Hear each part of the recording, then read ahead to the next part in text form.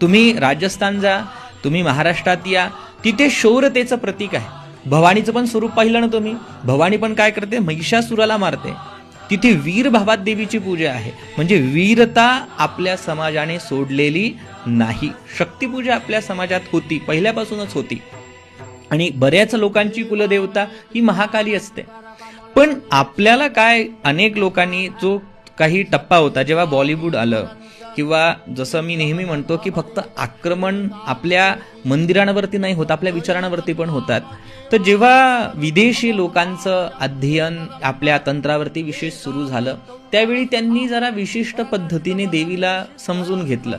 त्यांच्या माइंडमध्ये म्हणजे सगळ्या भूता प्रेताची देवी म्हणजे काली, आणि तोच मेसेज आपल्या बॉलिवूड सारख्या लोकांनी तो सगळा प्रसार केला की बली देताना एखादी चुकीचा विलन दाखवणार, तो बली देतो आहे, कालीची पूजा करतोय, काहीतरी चुकीचं होत आहे।